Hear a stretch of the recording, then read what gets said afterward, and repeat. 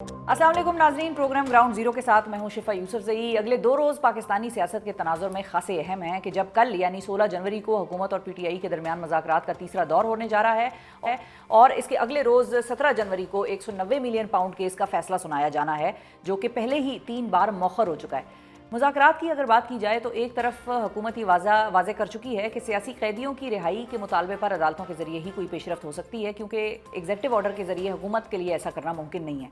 जबकि दूसरी जानब PTI हुकूमत से अदालती प्रोसेस पर असरअंदाज न होने का मुतालबा कर रही है और साथ ही 9 मई समेत 26 नवंबर वाक़यात पर जुडिशल कमीशन की तश्कील पर जोर दे रही है। मुज़ाकरात के तीसरे राउंड का आगाज़ एक ऐसे वक्त में होने जा रहा है कि जब PTI ऐवान में भी भरपूर तरीके से एहतजाज करती नजर आई और इमरान खान की रिहाई के लिए नारे लगाती नजर आई। जबकि इसके साथ साथ इमरान खान ने 8 फरवरी को यौम स्याह मनाने का ऐलान करते हुए तमाम MNAs और MPAs को अपने अपने इलाकों में एहतजाज करने के अहकामात भी जारी कर दिए हैं। JUI के सरबराह मौलाना फजलुर रहमान ने भी आज एक लंबी चौड़ी प्रेस कॉन्फ्रेंस की, जिसमें उन्होंने ये कहा कि सियासतदानों को जेल में नहीं होना चाहिए और मुल्क को इस वक्त धांधली से पाक इंतखाबात की ज़रूरत है। इसके साथ साथ मौलाना ने इस ख्वाहिश का भी इजहार कर दिया है कि तमाम मसाइल मुज़ाकरात के जरिए ही हल हों। आज ही की एक और अहम डेवलपमेंट GHQ हमला केस के ट्रायल का बाकायदा आगाज़ है, जिसमें इमरान खान समेत 119 मुल्ज़मान नामजद हैं और इस्तिगासा की जानिब से 3 गवाहान के बयानात भी अदालत में रिकॉर्ड कर लिए गए हैं। इसी सूरत हाल अब क्या रुख इख्तियार करने जा रही है, मुज़ाकरात से क्या निकलता दिखाई दे रहा है, इस हवाले से बात करेंगे। हमारे साथ मौजूद हैं पाकिस्तान के मारूफ सहाफ़ी और तज्ज़ियाकार एंकर पर्सन, आप इनको अपने TV स्क्रीन पर देखते हैं, अमीर अब्बास साहब। अस्सलाम वालेकुम अमीर, बहुत शुक्रिया आपने वक्त निकाला। और इनके साथ मौजूद हैं हमारे स्टूडियो में, ये भी बड़े मारूफ पाकिस्तान के सहाफ़ी हैं, तज्ज़ियाकार हैं और इनको हम सब रावी के नाम से जानते हैं, हसन अयूब साहब। अस्सलाम वालेकुम। आप दोनों का बहुत शुक्रिया। अमीर साहब बहुत शुक्रिया फॉर जॉइनिंग अस। सबसे पहले तो आप बताएं कि रावी हमें तीसरे राउंड के हवाले से क्या बता रहा है, क्योंकि जैसा मैंने अपने इंट्रो में कहा कि दोनों फरीकैन के दो ही मतलब एक फरीक ने मुतालबे रखे दो, और उनके हवाले से गवर्नमेंट की भी एक पोजीशन है कि एग्जेक्टिव ऑर्डर के जरिए रिहाई नहीं हो सकती। PTI कहती है कि असरअंदाज आप ना हो जुडिशल प्रोसेस पे और जुडिशल कमीशन आप हमें बना दें। अब आपको इन दोनों में से क्या होता नजर आ रहा है और कल के मुज़ाकरात के दौर में आप क्या देख रहे हैं? देखिए, सबसे इंपॉर्टेंट बात यह है कि कल देखना है कि चार्टर ऑफ डिमांड्स क्या पेश करती है इन राइटिंग पाकिस्तान तहरीक इंसाफ। अगर वो 8 फरवरी जिसको यौम स्याह के हवाले से आज भी इमरान खान साहब कह रहे हैं कि जी हमारे साथ नाइंसाफ़ी हुई है, तो फिर वो 8 फरवरी को क्यों एक्सक्लूड कर रहे हैं?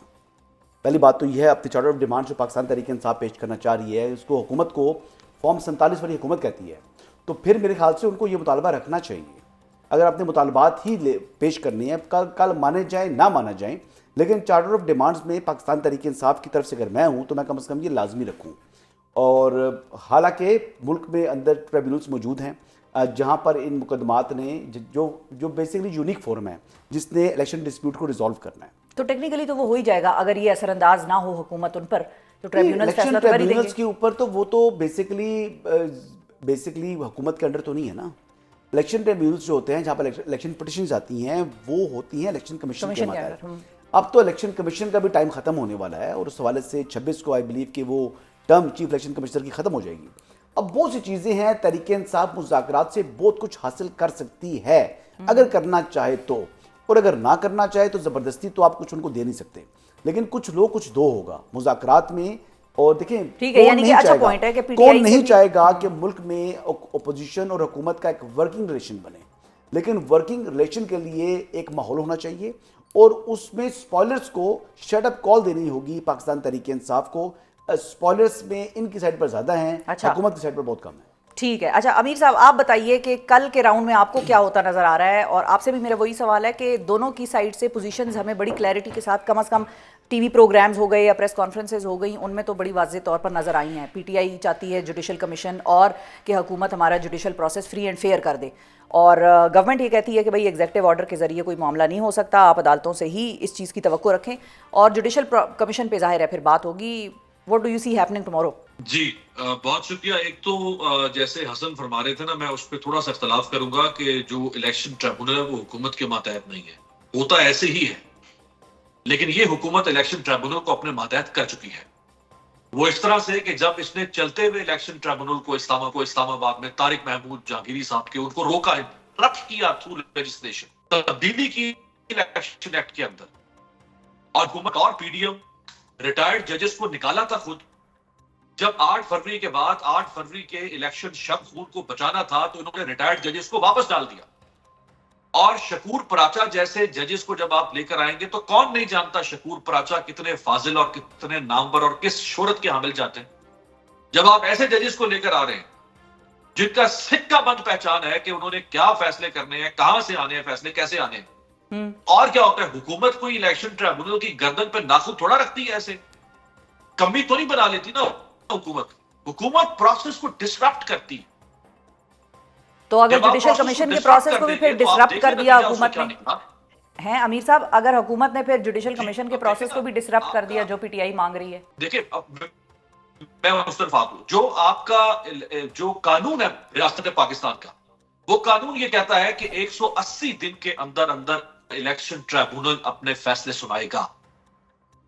आज 15 जनवरी है, ठीक आज से 3 हफ्ते के बाद इलेक्शन को 1 साल पूरा होने जा रहा है, यानी 360 दिन पूरे हो जाएंगे, इलेक्शन ट्रिब्यूनल फैसले नहीं कर पा रहे, तो और क्या करना है हुकूमत? तो यही करना है। 1 साल आपने एक डाउट डेट के साथ, एक मशकूक मैंडेट के साथ आपने 1 साल हुक्मरानी कुट के कर लिया, अब और क्या चाहिए आपको? इसी को तो डिसरप्शन कहते हैं। अब आ जाए जो जुडिशल कमीशन है, जो मुज़ाकरात में इस वक्त ज़ेर बहस है। देखिए, जो पीटीआई का और इमरान खान साहब का मुतालबा है कि जुडिशल कमीशन की सरबराही सुप्रीम कोर्ट के सीनियर जज करें।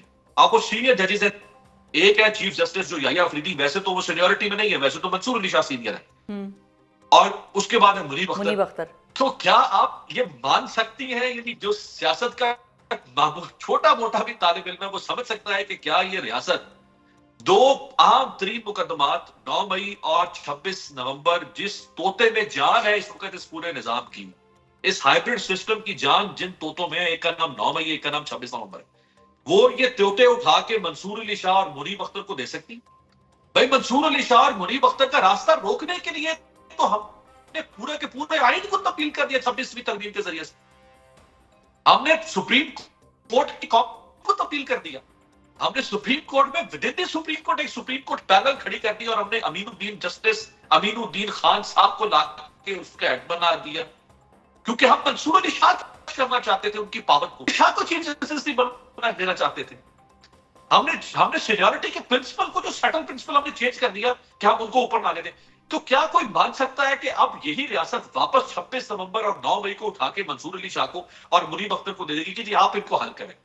सही है, ठीक है। तो जो इमरान खान के मुतालबात हैं वो माने जाने वाले मुतालबात नहीं है। मैं नहीं कोई मायूसी की बात करूंगा, हम उम्मीद करते हैं कि हुकूमत और ऑपोजिशन दोनों, मैं आखिर हम सियासत के तालिब इल्म में ये बाल जो है ना, ये शिफा ऐसे तो सफेद भी कर लिए ना। सही बात है, मेरे साथ दोनों पैनलिस्ट के बाल चिट्टे हैं, दोनों ही के बाल सफेद हैं नाज़रीन, कहां से चलता है। ठीक है, ठीक है। और दोनों की बात किसी हद तक मिलती जुलती है इस मामले पे कि जो मुतालबात हैं पीटीआई के। आपने अच्छा वैसे स्पॉयलर्स की भी बात की थी, इंटरेस्टिंग, वो मैं अगले सवाल में अमीर से पूछूंगी।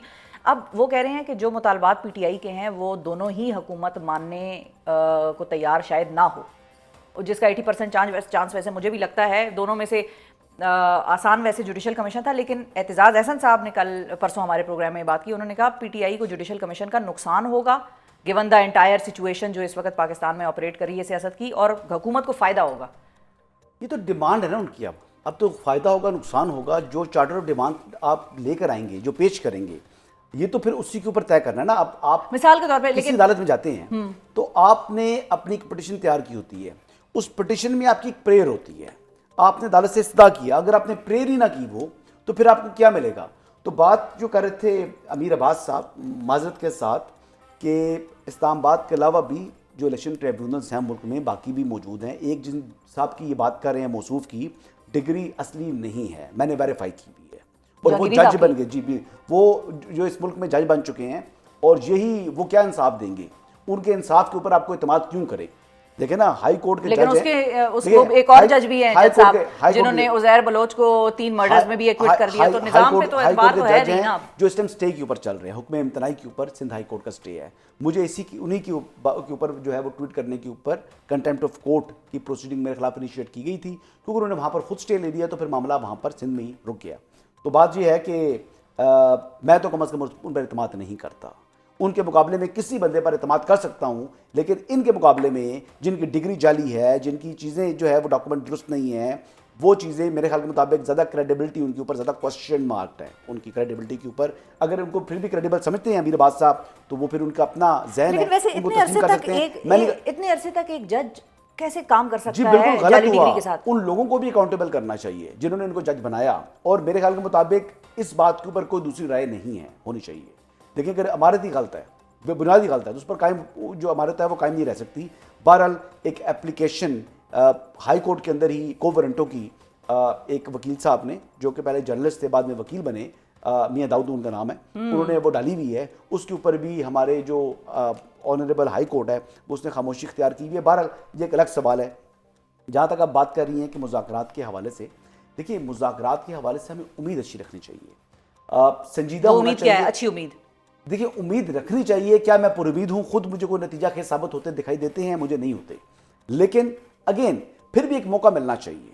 कहना चाहिए कि अगर हुकूमत अगर राय फरार इख्तियार करती है तो फिर आप मैं दोनों मिलकर, अमीर बाज बल्कि तीनों, हम मिलकर हुकूमत को बुरा कहेंगे, और अगर पीटीआई राय फरार इख्तियार करती है तो फिर हम तीनों मिलकर पीटीआई को बुरा कह सकते हैं। लेकिन आप एक कहते हैं ना कि वो इसको एक लॉजिकल कंक्लूजन तक तो कम से कम लेकर जाए कि कौन राय फरार इख्तियार करता है, कौन जो मुज़ाकरात है से। कौन संजीदा नहीं है, किसकी अदम दिलचस्पी है। हुकूमत देखें पीटीआई को देने को है क्या, सिवाय एक वर्किंग रिलेशन के पाकिस्तान तहरीक इंसाफ से कोई डिमांड नहीं कर रही है हुकूमत।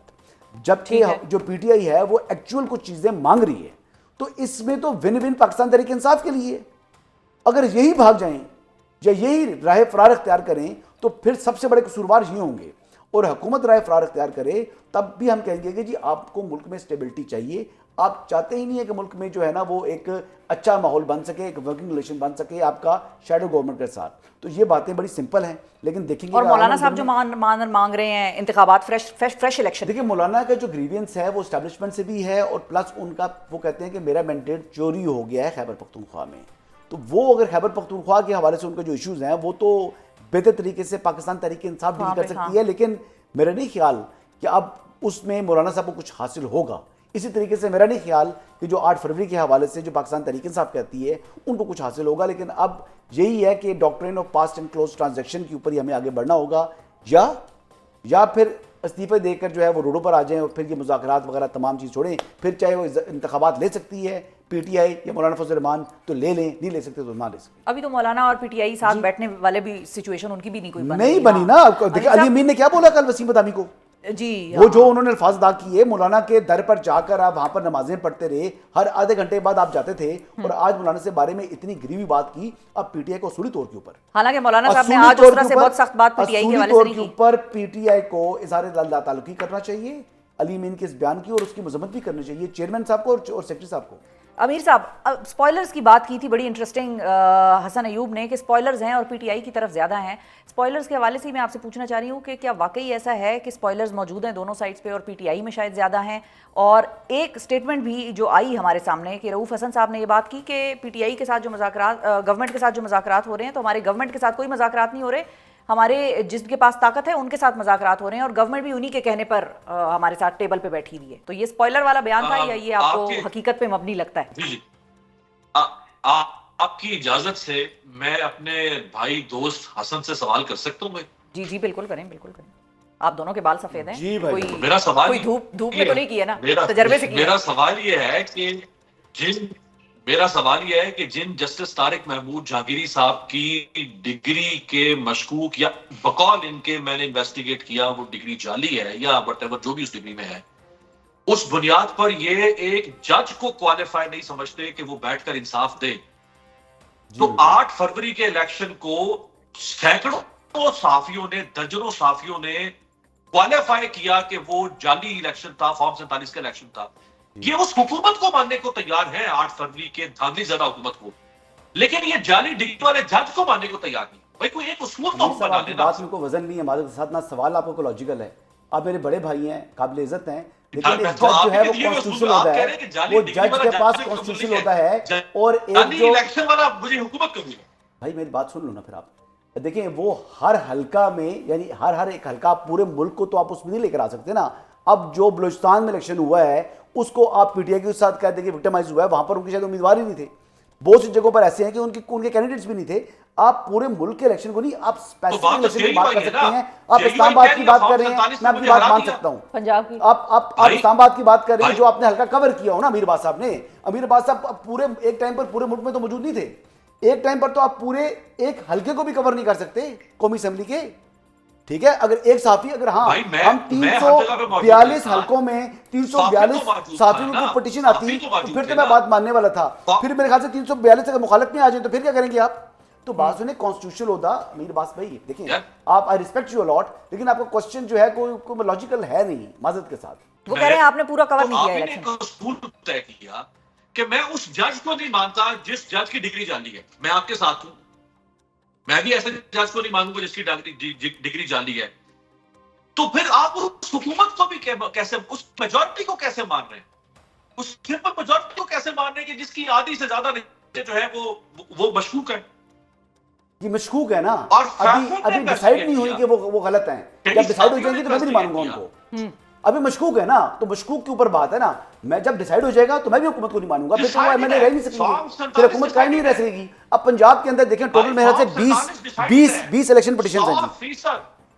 अमीर बात साहब, अब सुनिएगा बात, अब सुनिएगा। पंजाब के अंदर टोटल के 20 के 22 इलेक्शन पिटीशन हैं प्रोविंस के अंदर, और जो मेजॉरिटी है उसकी वो 40-50 से ज्यादा है उनके पास सीटें। मखसूस को साइड पर कर दें तो फिर क्या मरीम नवाज का जो मैंडेट है, आपने जो इलेक्शन डिस्प्यूट्स हैं वो उससे ज्यादा से कम है, वो तमाम के तमाम पीटीआई के हक में हो जाए तब भी वज़ीर-ए-आला पंजाब मरीम नवाज रहती है। या तो फिर आप इलेक्शन पिटीशन वहां पर वक्त पर डालते, वो डाली नहीं है उन्होंने। अब ये बातों को स्वीपिंग स्टेटमेंट से फर्क नहीं पड़ेगा भाई। आप 2+2 4 लेकर आए ना बात। ऐसे नहीं है, ऐसे ही है जी, नहीं जी बिल्कुल ऐसे ही है। ऐसे नहीं है जी पंजाब के अंदर बताएं ऐसे कितने इलेक्शन नहीं पिटीशन है। हैं? सबसे बड़ा सूबा है ना, कितने इलेक्शन Sorry, पिटीशन क्या? हैं? जी अमीर साहब, हम आप शिफा इसी पे एक आगे को प्रोग्राम रखें, अभी बताएं ना। उसमें सारी इलेक्शन पिटीशन जो सारे सूबों की हैं वो मैं भी लेके आ जाऊंगा। और पंजाब की हसन बताएं भी लेकर आ सर, जाऊंगा। पंजाब की कितनी है? आपने स्वीपिंग स्टेटमेंट दिया था ना, मैं तो इलेक्शन को याद नहीं कर रहा था। अच्छा, एक नहीं और बात- अलीगढ़ बात साहब ने बात की है, पंजाब में है कितनी, टोटल कितनी है जी? वो चीफ मिनिस्टर का फॉर्म 47 का। जी मैं आपको बताता हूँ, वो वो चीफ फॉर्म मिनिस्टर 47 की बात कर रही है। अगर वो एक उसमें खिलाफ इलेक्शन पिटीशन है तो वो हट गई, तो बाकी मुस्लिम लीग नवाज की तो बन जाएगी ना हुकूमत। पार्टी की बात कर रहे हैं ना हम, पीटीआई की और मुस्लिम लीग नवाज की बात कर रहे हैं। आप बताएं कितनी कितनी इलेक्शन पिटीशन हैं पीटीआई की? यार देखें, बात तो अच्छा चले, आपने जो मैं बात कह रहा जहाँ हूं, से शुरू अगर की। जितनी इलेक्शन पिटीशंस हैं उससे ज्यादा अगर मुस्लिम लीग नवाज की अक्सरियत हुई, ठीक है, अगर उनको तमाम के तमाम मान भी लें, उसके बावजूद अगर मुस्लिम लीग नवाज का सीएम बनता हुआ तो आप माजरत करेंगे मेरे साथ टीवी प्रोग्राम में? चले अगले वीक आता हूं मैं शिफा के पास जाती हूं, आप बात करें मेरे साथ। आप कौमी असेंबली में मैंने बात जो आर्गुमेंट खड़ा किया ना भाईजान, अब उस पर रहे ना जरा, अब आगे बाद में जाइएगा। पहले जो मैंने आपसे बात कर रहा हूं उस बात का जवाब दे मुझे। मैं आप माजरत करेंगे? मैं On air। तो कह रहा हूं कि अच्छा मैंने तो आपसे कहा कि मैं तो कह रहा हूं कि जो नून लीग की कौमी असेंबली में सीटें हैं जो मरकजी हुकूमत बनी, ये फॉर्म जो बात 45 मैं में पंजाब बनती है। असेंबली की मैं कर रहा हूं, मैं आगे सबसे बड़े वो सूबे से पंजाब गया हूं। असेंबली का कह रहे मैं हैं। सूबे से आगे अभी गया हूं, वो चले गए वहां वो पर नेशनल दोबारा। असेंबली की तरफ आ मैं गए हैं। बात कर रहा हूं पंजाब असेंबली की। मैंने चैलेंज भी इनको दिया पंजाब असेंबली का, जो सबसे बड़ा सूबा जहां पर हुकूमत है, ठीक है। अब उसकी बात कर रहा हूं। मेरे पास नहीं, मेरे नहीं, अगले प्रोग्राम में, अभी मेरे नहीं पास है। पंजाब- हाँ, टाइम भी मेरा आप जरा- टाइम लें, आप इकट्ठे करके अपने जो है ना वो क्वाइफ लेकर आए, जो फैक्ट्स हैं वो लेकर आए। अगले प्रोग्राम में बैठते तो हैं मैं आप और भी आप कौमी असेंबली में लाएंगे। जी। मैं पंजाब असेंबली देखिए, मैंने मैं तो पंजाब की बात कर ये रहा हूं नहीं जो। कहा, मैंने तो पंजाब असेंबली का दावा भी नहीं किया मैं ना। तो मेरे पूरे पास असेंबली की पंजाब बात ही, पूरे असेंबली का पाकिस्तान फैक्ट्स में मैंने नहीं बात है। ही नहीं की ना यार। मैं तो फेडरल गवर्नमेंट फेडरल गवर्नमेंट की बात हो रही तो है। नहीं, वो कह रहे हैं तो फेडरल मैंने भी गवर्नमेंट। बात नहीं की पूरे पाकिस्तान की, मैंने तो फेडरल गवर्नमेंट की बात की थी। पंजाब पर आप चले गए क्योंकि आपको पंजाब को बचाना था ना, आप पंजाब में चले गए। मैं तो मरकज की बात कर रहा था, आप पंजाब में चले गए। बात आपने बदली, मैंने तो नहीं बात बदली। ये है कि ना आप इलेक्शन ट्रिब्यूनल हैं ना मैं इलेक्शन ट्रिब्यूनल हूं। फैसले इलेक्शन ट्रिब्यूनल्स ने करने हैं ना, ये यूनिक तो फोरम आप है, कैसे आईने बोल- पाकिस्तान आप ने दिया कैसे है। सुप्रीम मैं तो खाली कोर्ट कह रहा हूं कि का वो फैसला जितने होगा के कि जितनी आप इलेक्शन तारीख का इलेक्शन फैसला डिस्प्यूट्स है। किए हैं आप वो सुप्रीम सारे अगर कोर्ट पीटीआई के का हक में भी फैसला आ है। जाएं, तब भी पंजाब के अंदर जो हुकूमत बनती है वो भाई, मुस्लिम नवाज आप की फिर बनती तारिक है। महमूद और का जितने भी disputes हैं। और अगर फेडरल मैं में- इलेक्शन जी। ट्रिब्यूनल नहीं हूं तो आप भी तो सुप्रीम जी डिवीजन मेरे पास काउंसिल नहीं है ना। मेरे पास आप फेडरल कैसे के नंबर जस्टिस तारिक महमूद लेकिन का- उधर मशकूक आपको लगते हैं? I did not work on it जी। ठीक है। बिल्कुल बहुत से मशकूक हैं जी, बहुत से मशकूक हैं ऐसे। इवन के मानसेरा वाला जो नवाज शरीफ साहब वाला इलेक्शन था वो मशकूक था, लेकिन उन्होंने पिटीशन फाइल नहीं की। तो बात आगे चल चुकी है ना, मुज़ाकरात की बात हो रही है ना कि मुज़ाकरात में आपने क्या अपना मौक़िफ़ रखना है नहीं रखना। इलेक्शन टाइम पार हो गया, इलेक्शन टाइम पार हो गया क्या? इलेक्शन टाइम बार मेरे भाई नहीं हुआ। इलेक्शन पिटिशन दायर करने का एक वक्त होता है, वो वक्त जब गुजर जाए तो वो टाइम बाहर हो जाता है। साल हो गया उसको वैसे जिसने किए हुए हैं। जिसने किए हुए हैं, ठीक है, उसके ऊपर आप बात कर सकते हैं, लेकिन आप ये नहीं कह सकते कि जनाब अभी इलेक्शन के लिए जो पहले डिस्प्यूट था, जिसने अब इलेक्शन पिटिशन फाइल नहीं की, वो भी करे, वो भी नहीं कर सकता ना। ये पॉइंट है अमीर साहब। तो उसकी तो कोई नहीं कह रहा ना भाई, उसकी तो कोई बात नहीं कर रहा। वो भी यही कह रहे हैं वैसे, वो भी यही कह रहे हैं कि जिनकी हुए हुए हैं वो गवर्नमेंट कंट्रोल्ड एनवायरनमेंट में वो उनके फैसले होने हैं, वो यही कह रहे हैं। चलो ठीक है, क्या बहस करूं मैं इनसे।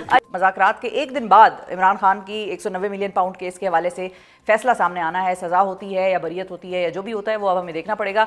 रावी ने हमें इस हवाले से कुछ नहीं बताया। रावी साहब, हाँ, वो मैं आपको शेयर तो किया था मैं थोड़ी देर पहले, मुझे किया था ना, अब आपको करे मेरे 200 कनाल अराजी मोड़ा नूर में, जो कि अलकादर जिसे आप कहते हैं, अलकादर ट्रस्ट केस जिसका नाम दिया जाता है, वैसे उसको मैं तो उसको 458 कनाल्स करप्शन केस कहता हूँ। और उसमें एडिशनल 200 कनाल की ये किस्त थी जो फरज शहजादी, जो कि फरग होगी जिसको क्या कहते हैं, उनको दी गई थी इमरान खान साहब के घर के आसपास। तो वो बैरिया टाउन से ही ट्रांसफर हुई है, मलिक रियाज की तरफ से ट्रांसफर हुई है फरज शहजादी को। उसके फर्दर मैं आपके साथ शेयर कर रहा हूँ, आप अपने व्यूअर्स को दिखा दीजिएगा। मैं ये तो फरज शहजादी के खिलाफ इस हवाले से तो कोई मुकदमा ही नहीं जी। फरज शहजादी अब स्कॉन्डर है ना जी, वो भी आएगी बीच में, वो फ्रंट मैन थी ना उसकी, बुशरा बेगम की, वो लाजिम होगी, किस तरह छोड़ सकते हैं। और वो इमरान खान साहब के घर के पास, वो तो लाहौर रहती है, मेरी एक दोस्त ने कहा था वो लाहौर रहती है, उसको बनीगाला में क्या इंटरेस्ट है, तो बनीगाला में जो रहते थे इंटरेस्ट तो उनका था ना। अब ये तो बड़ी इंटरेस्टिंग आपने इन्फॉर्मेशन दी है। जो इलेक्शन की डिबेट है इसको हम दोबारा आप लोगों के लिए लेकर आएंगे। हमने क्या अपने जमहूरियत के प्रोसेस को इस काबिल बनाना है कि दुनिया ये माने और हमें ये कहना ना पड़े कि भाई इलेक्शन चोरी हो गए, इलेक्शन में धांधली हो गई, पोस्ट या प्री जो रेगिंग होती है। गुज़िश्ता रोज़ PSL के 10वें एडिशन के लिए प्लेयर्स की ड्राफ्टिंग की तकरीब हुई, जिसमें 6 फ्रेंचाइजीज़ ने मुख्तलिफ कैटेगरीज़ में कई नामवर गैर मुल्की खिलाड़ियों का इंतखाब किया। और अब ये इवेंट इस साल अप्रैल और मई के दौरान होने जा रहा है कि जब इंडियन प्रीमियर लीग का भी इसी दौरान इनेकाद हो रहा होगा। इसके साथ साथ पाकिस्तान क्रिकेट टीम की हालिया कारकर्दगी, प्लेयर्स फिटनेस और PCB के रोड मैप पर भी बहुत बात हो रही है। और ये सवाल भी उठाया जा रहा है कि खिलाड़ियों का बैकअप तैयार करने और क्रिकेट इंफ्रास्ट्रक्चर को बेहतर करने के हवाले से अभी मजीद क्या कुछ करने की ज़रूरत है। PSL की अगर बात करें तो 6 फ्रेंचाइजीज़ में से मुल्तान सुल्तान वो वाहिद फ्रेंचाइज़ है कि जिसने गुज़िश्ता मुसलसल 4 सालों के दौरान PSL का फाइनल खेला है, जिसमें कि एक बार वो 2021 में टाइटल जीतने में भी कामयाब हुई है, जबकि दीगर तीनों मौक़ों पर वो रनर्स अप रही है। मुल्तान सुल्तान अब PSL के इस साल एडिशन के लिए कितनी तैयार है, कितनी पुरजोश है और वो कौन से प्लेयर्स हैं जिन पर इस साल खुसूसी नज़र थी इनकी, इस पर बात करेंगे। हमारे साथ मौजूद हैं मुल्तान सुल्तान के ओनर अली तरीन साहब। अस्सलाम वालेकुम अली। ऑलवेज अ प्लेजर आपकी शो पे आने। थैंक यू जी, बहुत शुक्रिया आपने टाइम निकाला। Always a pleasure to have you on the programme. ये बताएं कि मुसलसल 4 साल से मुल्तान सुल्तान फाइनल्स तक पहुंची है, एक बार जीती है। अब इस साल आपकी कौन सा फार्मूला आप लगाने जा रहे हैं, क्या प्लान्स हैं आपके? देखिए, अलमी की बहुत मेहरबानी है कि माशाल्लाह हर साल हमने फाइनल खेला है पिछले 4 में, और जीते से भी अभी एक दफ़ा हैं पहले साल में, उसके बाद लेकिन फिर भी 3-4 खेले, तो बहुत बड़ी अकॉम्प्लिशमेंट है। मैं समझता हूँ इसमें हमारा मेन क्योंकि फोकस रहता है टीम में कि हमने फोकस करना है प्रैक्टिकल प्लेइंग पे, ना सिर्फ कि जी कौन से हमारे स्टार्स आ रहे हैं या कौन से कोई बड़ा नाम आ गया। तो हम हमेशा काम करते हैं ऑन स्टैट्स पे और कि कंसिस्टेंटली हमारी परफॉर्मेंस रहे हर मैच में, हर ग्राउंड पे और हर ऑपोजिशन के खिलाफ। तो हम एक बहुत ज़्यादा एक बैलेंस टीम बनाना चाहते हैं जिसमें हमारे पास हर किस्म का स्पिनर, डिफरेंट किस्म के फास्ट बॉलर्स और डिफरेंट किस्म के बैटर्स जो अपने पोजीशन पे बहुत अच्छा खेल सकें, स्पिन को, पेस को, डिपेंडिंग ऑन सिचुएशन। तो आई थिंक ये डेटा अप्रोच ने हमारी कंसिस्टेंसी को बरकरार रखा। सही। अच्छा, आप लोग अब 40 तक पहुंचे जिसमें से कि 3 आप हारे भी हैं। इसको अगर दूसरी तरफ फ्लिप करके देखें तो 1 जीते हैं, उसके लिए तो जाहिर है बड़ी ज़बरदस्त परफॉर्मेंस थी, लेकिन जो 3 हारे हैं उसको आप लोग किस तरह से देखते हैं जब आप लोगों को ये होता है माइंड में कि भाई फाइनल तक तो कम से कम पहुंचना है और फाइनल के बाद फिर जाहिर है टाइटल जीतना है? बिल्कुल बिल्कुल। जब भी हम देख रहे होते हैं हमारी फोकस ये नहीं होता कि सिर्फ कि हमने कोई एक गेम जीती है, हमारा ग्रुप स्टेज में टॉप करना है, जिसका मतलब है कि हमें ऐसी टीम बनानी है जो हर बाकी टीम को हरा सके। और माशाल्लाह पिछले सीजन में और बाकी सीजन में हमने हर टीम को हराया और जनरली हमारा जो विन परसेंटेज है पूरे PSL में सबसे हाईएस्ट है। तो अगेन जब नॉकआउट क्रिकेट होती है तो कुछ भी हो सकता है, एक बॉल से भी बिल्कुल गेम पलट सकती है, एक ड्रॉप कैच से या एक गलत बॉल से, तो वो तो किस्मत की बात होती है। लेकिन जो डोमिनेंस हमने दिखाई है ग्रुप स्टेजेस में और विन परसेंटेज में ना, ये हमारी सबसे बड़ी कामयाबी है। अच्छा, अब आपके कौन से ऐसे प्लेयर्स हैं जो कि आप कहेंगे लोगों को कि भाई इन पर खास नजर रखें, इनकी परफॉर्मेंस देखते रहें? लेकिन जब भी हमने ड्राफ्टिंग की तो अक्सर ड्राफ्ट के फौरन बाद ना लोग ज़्यादा इंप्रेस नहीं होते हमारे स्क्वाड से, क्योंकि कोई खास बड़े नाम नहीं होते, कोई ऐसे ना एक्सप्लोसिव या इस तरह के एक्साइटिंग प्लेयर्स कम होते हैं हमारी टीम में। तो लास्ट ईयर भी हमारी बहुत तनकीद हुई जब लोगों ने रिव्यूज़ किए, लोगों ने कहा ये तो बिल्कुल बॉटम आएंगे, और अगेन हमने ग्रुप भी टॉप किया और सबसे पहले टीम हम पहुंचे फाइनल में, क्योंकि हम ज़्यादा फोकस करते हैं प्लेयर के स्टैट पे, ना उसके नाम पे। तो इस साल लोगों ने वही सिमिलर बातें करें कि ज़्यादा एक्साइटिंग प्लेयर हमने नहीं पिक किए, जैसे लोगों ने कोई डेविड वार्नर पिक किया या कोई ऐसे बड़े बड़े नाम पिक किए। हमने प्लेयर वो चुने जो हमारे टीम को सूट करता है और जो कंडीशन को सूट करता है।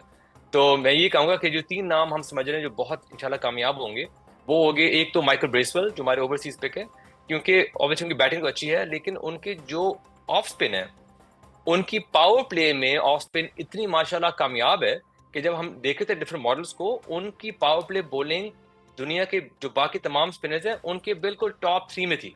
तो हम अच्छा। बहुत एक्साइटेड हैं कि उनके हम पावर प्ले में बॉलिंग देख सकेंगे इस साल, क्यों है, हालांकि वो ऑफ स्पिनर है, लेकिन हमारी उम्मीद है कि जो भी टीम के में लेफ्टीज ओपनर्स हैं जो माशाल्लाह हर टीम में है, तो उनको हम बहुत टारगेट करेंगे माइकल ब्रेसवेल की बॉलिंग से।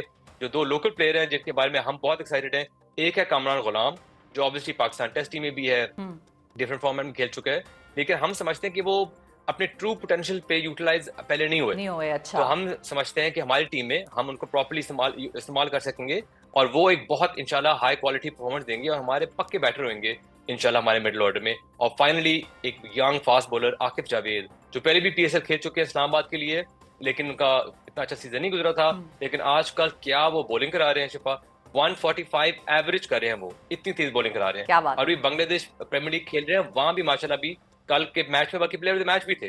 तो ये 3 प्लेयर हैं जिनके बारे में मैं पर्सनली बहुत एक्साइटेड हूँ देखना। अच्छा, अब हम भी, आपने मेंशन कर दिया तो हम भी इन्हीं को खास तौर पर ज़रा देखेंगे कि भाई ये कैसी परफॉर्मेंस देते हैं। अच्छा अली, ये बताइए कि मुल्तान सुल्तान्स की ही अगर बात करें तो फास्ट बॉलर एहसानुल्लाह को आपकी दरियाफ्त कहा जाता है, जो कि आपकी ही फ्रेंचाइज से खेलने के बाद उन्होंने पाकिस्तान से अपना डेब्यू भी किया और फिर वो एक तवील इंजरी का शिकार भी हुए, जिस पर आपने ही उनको फिर अपने खर्चे पर बाहर भी भिजवाने का ऐलान किया था, साथ ही खबरदार भी किया था कि उनका बरवक्त इलाज ना होने के बायस उनका करियर खतरे में पड़ सकता है। और जाहिर है अगर एक अच्छे खिलाड़ी का करियर खतरे में पड़ सकता है तो वो फिर is a loss to Pakistan cricket ultimately.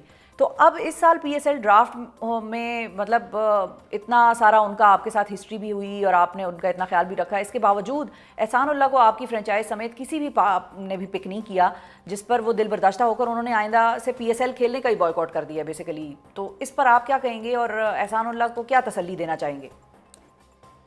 बिल्कुल, देखिए है तो बहुत ज्यादा सैड स्टोरी, नो डाउट। एक इतना promising player who was the fastest player in Pakistan, मतलब 155 तो आराम से बॉलिंग कराता था, तो उसने अपना नाम भी रखा हुआ था एहसानुल्लाह 160, क्योंकि उसकी कोशिश थी कि वो 160 में बॉलिंग कराए और आराम से कर भी लेता अगर फिट रहता। लेकिन बहुत अनफॉर्चुनेट मिसमैनेजमेंट से और एक गलत सर्जरी की वजह से ऑब्वियसली वो अभी तक रिकवर करें और अभी भी उनकी एल्बो सही तरह स्ट्रेट नहीं हुई। लेकिन ये हमें उम्मीद है कि ये, क्योंकि उनके पास इतना माशाल्लाह टैलेंट है, उनके पास जो जनरल एडवांटेज है, नेचुरली वो फास्ट है, कि वो डेफिनेटली इस पे कम बैक कर सकेंगे। नेचुरली ऑब्वियसली जब कोई बंदा पीएसएल पिक नहीं होता, वो नेचुरली परेशान भी होते हैं, उनको लगता है कि शायद उनका करियर भी खत्म हो गया, तो वो उन्होंने बहुत एक परेशानी में वो इनिशियल बयान दिया था, लेकिन अगले दिन ही जब वो सो के उठे उन्होंने एक और इंटरव्यू दिया। उन्होंने कहा बस मैं जज्बात में आ गया था, लोगों ने मुझे बस पुश किया हुआ था। उन्होंने अभी जियो पे इंटरव्यू दिया था उसके अगले दिन कि मैं बिल्कुल अपने रिटायर नहीं करता, मैं वापस लेता हूँ, मैं बस इमोशनल हो गया था तो माजरत। उसके बाद उन्होंने हमारे से भी रब्ता किया, हमारी टीम से भी रब्ता किया, हमारे कोचेस से, उनसे भी माजरत की कि बस मैं इस बात में आके लोगों ने मुझे बस गलत पंप किया हुआ था। जी अगेन मैंने ये कहा था कि बाकी हमारे प्लेयर्स भी कह रहे थे हम ये ट्वीट करेंगे आपके हक में। मैं कहा आप लोग बिल्कुल ना करें, क्योंकि आप समझ नहीं सकते कि उसके लिए कितनी मुश्किल बात है कि वो अपने आप को पॉवर्टी से निकाल के अपने फैमिली का फ्यूचर देख रहा था जब वो पाकिस्तान टीम में गया था। और इंशाल्लाह फ्यूचर ब्राइट होगा, इंशाल्लाह, बिल्कुल हमारी उनके साथ दुआएं हैं, पाकिस्तान का वो टैलेंट है। और फिर अगर उसको एक शिफा अगर उसको लग रहा है कि मैं वापस जा रहा हूं, मतलब वो जो स्ट्रेस है हम इमेजिन नहीं कर सकते।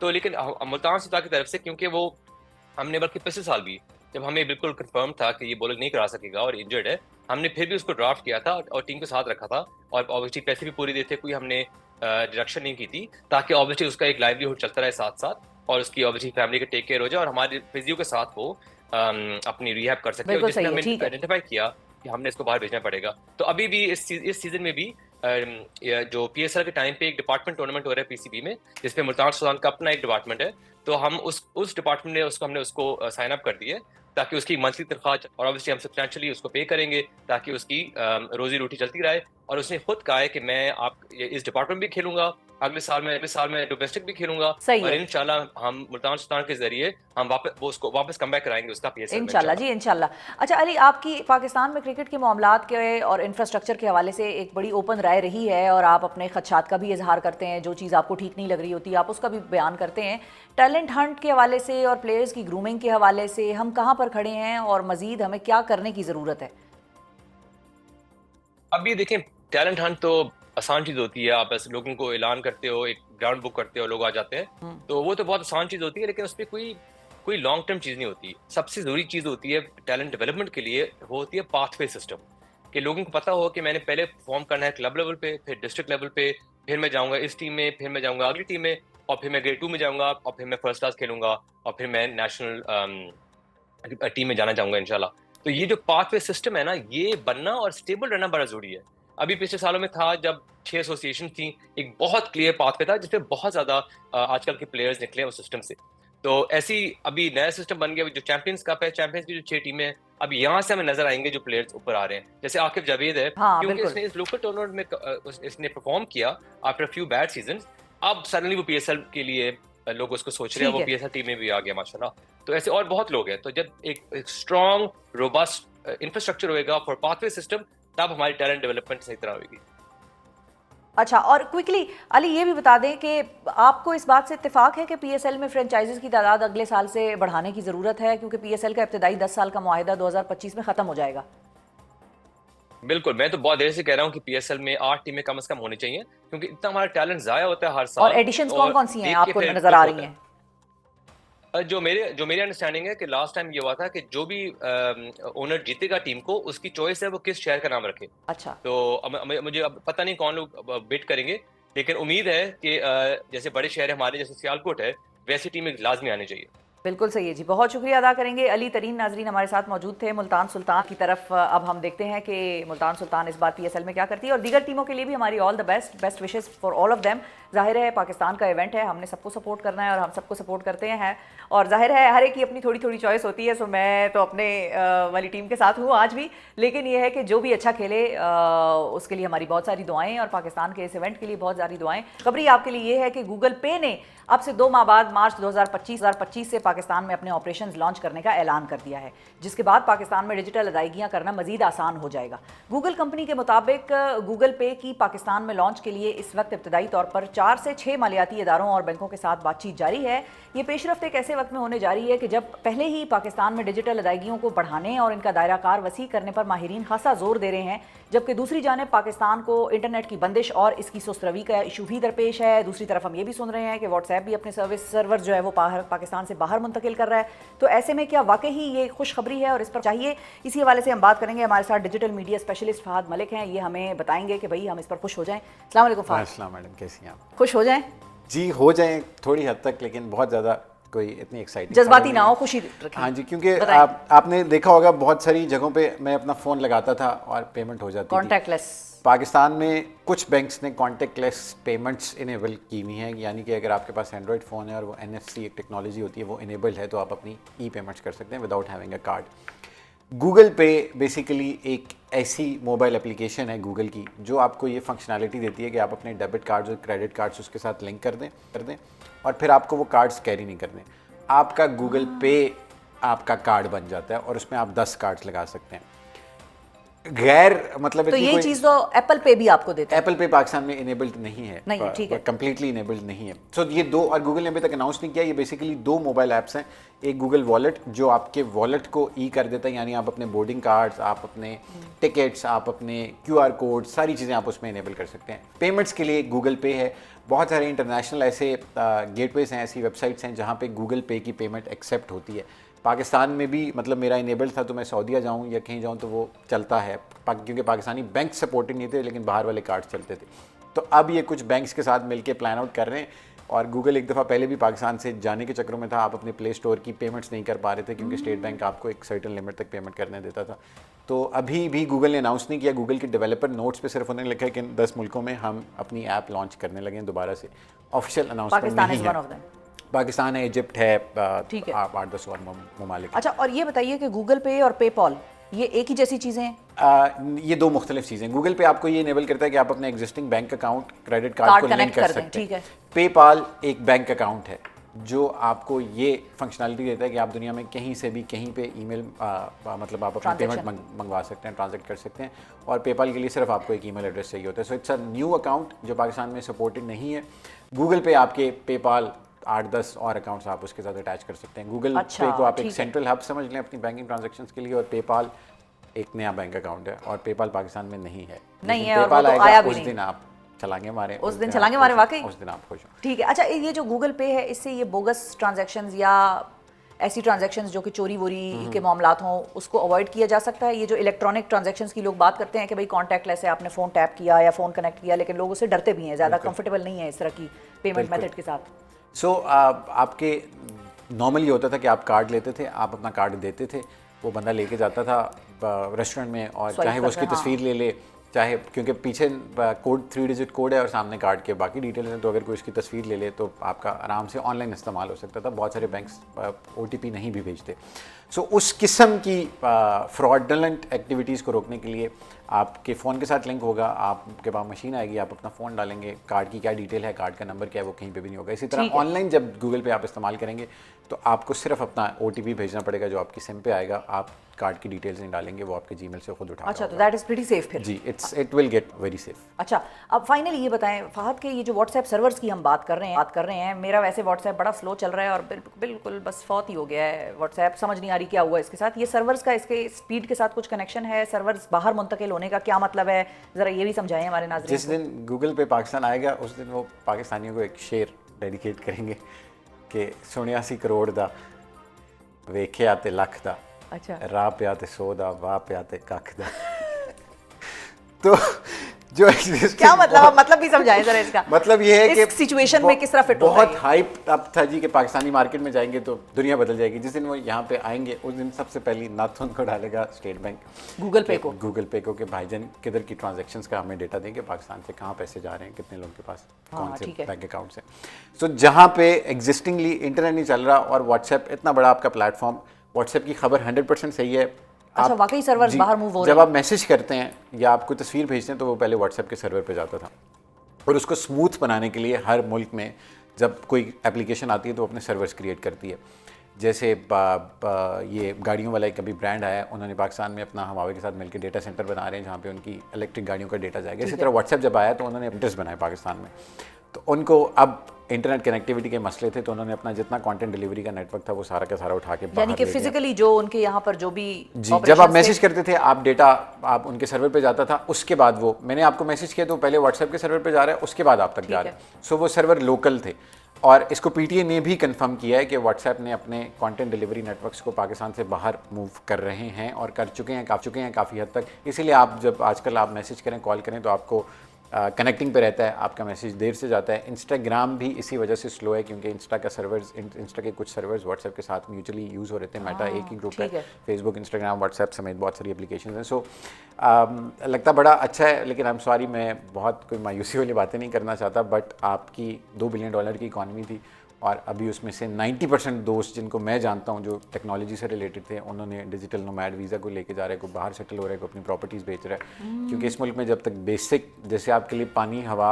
छत ज़रूरी है, वैसे ही अब तो नेसेसिटी है ना, आप तो लग्जरी के उसमें नहीं फॉल करता, आप तो इंटरनेट आपकी नेसेसिटी मतलब इसके बगैर आप ऑपरेट नहीं कर सकते। और गूगल पे अच्छा है बट कोई इतना मुझे जिस दिन पेपाल आएगा, गवर्नमेंट जिस दिन लाएगी उस दिन हम ज़्यादा होपफुल होंगे। गूगल पे से कोई इतना इम्पैक्ट नहीं पड़ना, बट जैसे आपके रोज़मर्रा की रूटीन में एक चीज़ नहीं ऐड हो जाएगी। ठीक है। और फाइनली क्विकली ये भी बताइए कि व्हाट्सएप के सर्वर्स बाहर जाने का मतलब, ज़ाहिर खबरें तो इधर उधर भी छपेंगी, सिर्फ पाकिस्तान में नहीं छपती, इससे बाकी दुनिया की टेक इंडस्ट्री को, टेक कंपनीज को क्या मैसेज जा रहा है पाकिस्तान के? यही मैसेज जा रहा है कि ये एक स्टेबल मुल्क नहीं है। इसीलिए मैंने वो शेर बताया कि जब वो आएंगे तो उनको पता चलेगा कि रियलिटी क्या है। बाहर से लुक्स तो बहुत अच्छी लगती हैं कि बड़ी ग्रोइंग इकॉनमी है, बड़ी टेक इकॉनमी है। So this will force other applications and brands to shift out of Pakistan जब तक कितनी इंस्टेबिलिटी रहेगी।